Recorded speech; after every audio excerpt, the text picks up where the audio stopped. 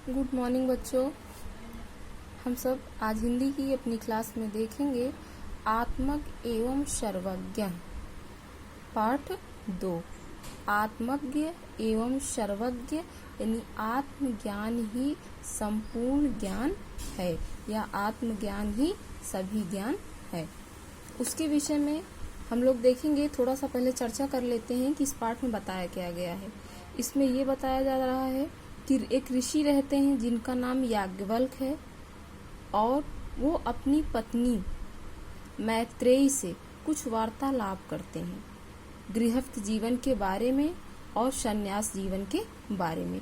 गृहस्थ आश्रम क्या है और सन्यास आश्रम क्या है, उसी के विषय में दोनों चर्चा करते हैं। यही इस आपके पाठ में बताया गया है। आइए देखें।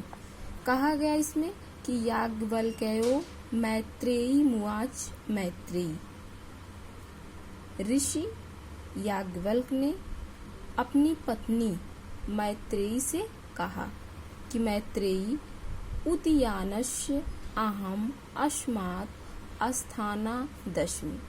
उन्होंने कहा कि मैं इस स्थान से यानी गृहस्थ आश्रम से ऊपर क्या होता है, सन्यास आश्रम में जाने वाला हूँ।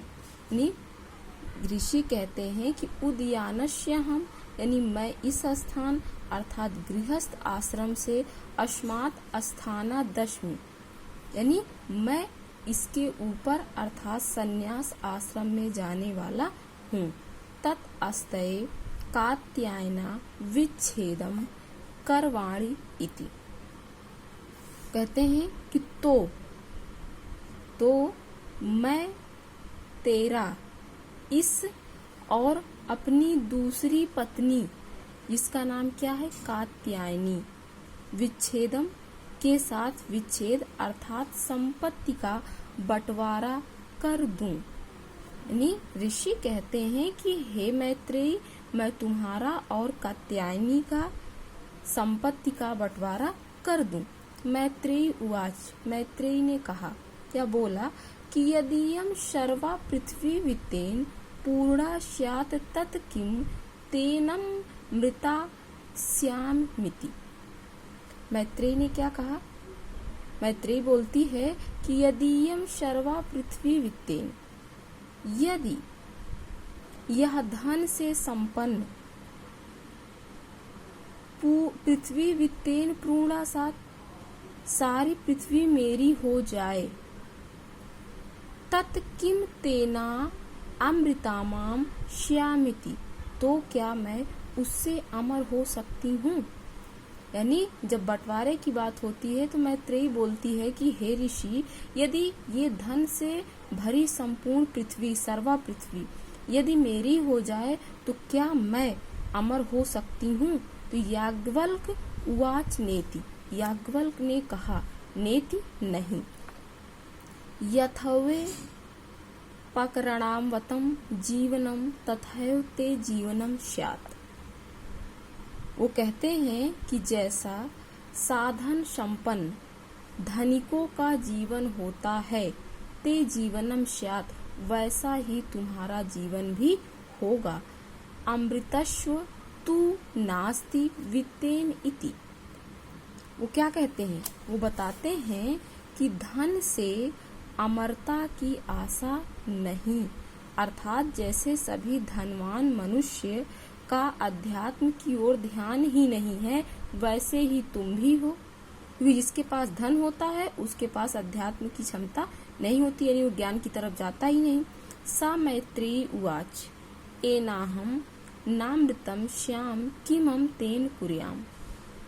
तब मैत्रेयी बोलती है, कहती है कि हे ऋषि, आप मुझे ऐसा कुछ बताएं जिससे तेन कुर्याम यदेवं भगवान केवलम अमृत साधनम जनाति।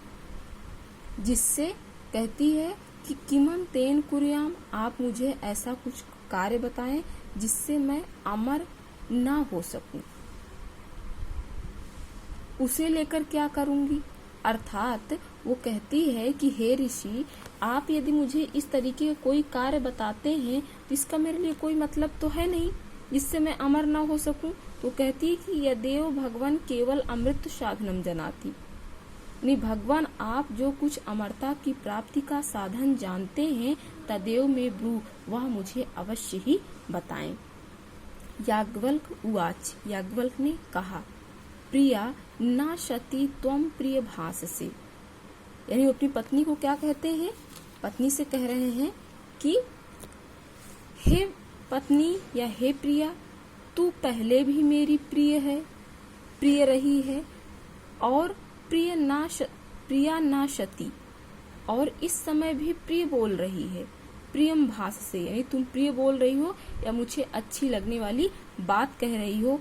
आही उपविश, आ बैठ, तुझे व्याख्या यास्मी ते अमृत साधनम, मैं तुम्हें अमरता के साधन की व्याख्या करता हूँ।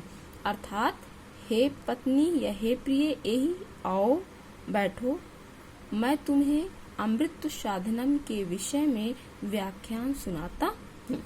आइए अगली व्याख्या में देखें।